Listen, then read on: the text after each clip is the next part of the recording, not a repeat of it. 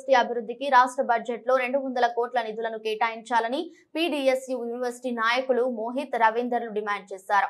ఈ సందర్భంగా university old boys హాస్టల్లో పీడీఎస్యూ యూనివర్సిటీ కమిటీ నాయకులు పత్రికా విలేకరుల సమావేశం నిర్వహించారు.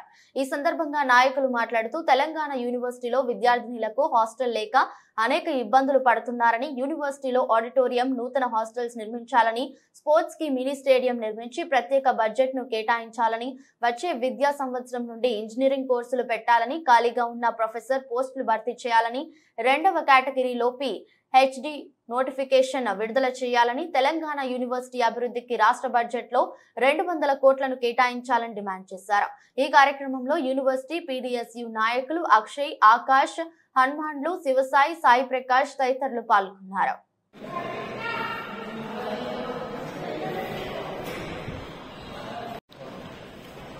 తెలంగాణ యూనివర్సిటీలో ఉన్న సమస్యలపై పీడీఎస్యూ ఆధ్వర్యంలో ఇలా ప్రెస్ మీట్ పెట్టడం జరిగింది. ఇందులో భాగంగా తెలంగాణ యూనివర్సిటీకి 200 కోట్లు కేటాయించి యూనివర్సిటీని డెవలప్ చేయాలని, అందులో భాగంగానే తెలంగాణ యూనివర్సిటీలో ఉన్న కొత్త కోర్సులను కూడా అమలు చేయాలి. ఇంజనీరింగ్ కోర్సులను కూడా తెచ్చి తెలంగాణ యూనివర్సిటీని ఇంకో కొత్త హాస్టల్ నిర్మించి గర్ల్స్ కోసం కూడా కొత్త హాస్టల్ నిర్మించాలని, మరియు క్రీడాకారుల కోసం ఆడిటోరియం నిర్మించాలని, మనం యూనివర్సిటీలో పెట్టుకునే ఏ సదస్సులైనా మన యూనివర్సిటీలో పెట్టుకునే విధంగా ఆడిటోరియం నిర్మించాలని ఈ సందర్భంగా పీడీఎస్యూ విద్యార్థి సంఘంగా మేము కోరుతున్నాం.